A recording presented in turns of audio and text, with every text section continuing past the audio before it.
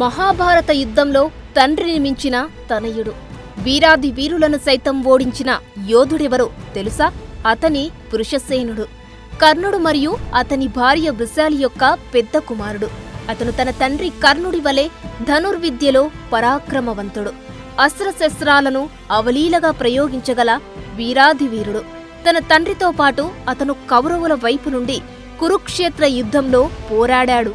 అలాగే ఉపపాండవులు ద్రుపదుడు, దృష్టద్యుమ్నుడు, నకులుడు, సహదేవుడు, విరాటుడు మరెందరో ప్రముఖ యోధులను ఓడించాడు. కురుక్షేత్ర యుద్ధ సమయంలో కర్ణుడు భీష్మునితో ఏర్పడిన వివాదం కారణంగా మొదటి 10 రోజులు యుద్ధంలో పాల్గొనలేదు.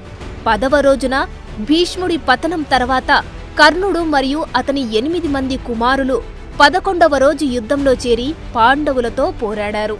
యుద్ధం యొక్క 11వ రోజున వృషసేనుడు ఒకే యుద్ధంలో నకుల కుమారుడైన శతానికను ఓడించాడు.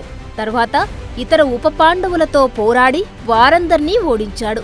ఆపై సహదేవుడితో యుద్ధం చేసి అక్కడ అతడి విల్లు విరిచి అపస్మారక స్థితికి చేర్చాడు.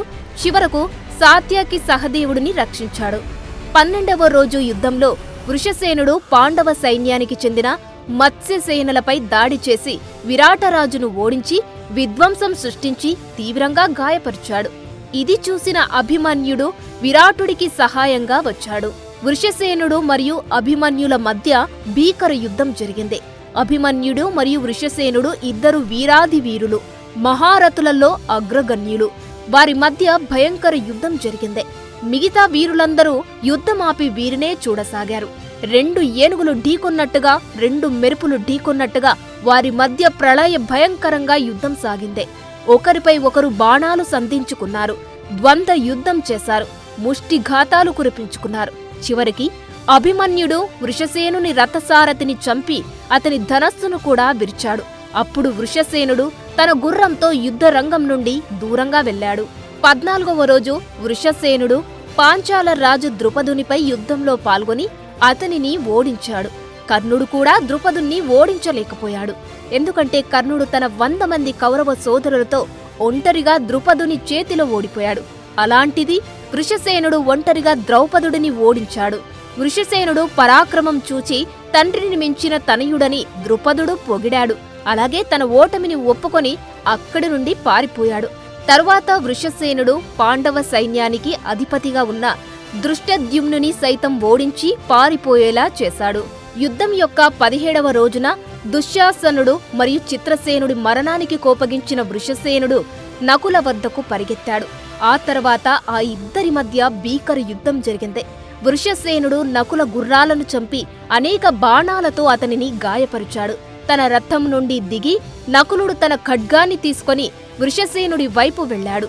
ఖడ్గాన్ని డిస్కస్లా గిరగిరా తిప్పుతూ తన వైపు వస్తున్న నకులను చూసిన వృషసేనుడు 4 చంద్రవంక బాణాలతో ఖడ్గాన్ని విరగొట్టాడు. చివరకు నకులుడు భీముని రథాన్ని అధిరోహించాడు. అర్జునుడు దగ్గరికి రాగానే నకులుడు ఈ పాపాత్ముని సంహరించు అని అడిగాడు. అర్జునుడు వృషసేనుడి వైపుకు రథాన్ని మళ్లించు, అతని తండ్రి కనుచూపు మేరలో అతని చంపేస్తాను అని శ్రీకృష్ణుడిని ఆదేశించాడు.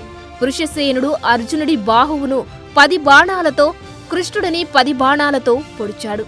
అర్జునుడు కోపోద్రిక్తుడై కర్ణుడితో సహా కౌరవ రాజులతో బిగ్గరగా ఇలా అన్నాడు: ఓ కర్ణ, నా కొడుకు అభిమన్యుణ్ణి అన్యాయంగా చంపినట్లు ఈరోజు నేను నీ కొడుకును చంపుతాను అని కర్ణుడిని బెదిరించిన అర్జునుడు వృషసేనుని 10 బాణాలతో కొట్టాడు. వృషసేనుడికి అర్జునుడికి మధ్య జరిగిన భీకర యుద్ధంలో వృషసేనుడు మరణిస్తాడు. సో ఇది వీరాది వీరులను సైతం ఓడించిన యోధుడు వృషసేనుడి కథ.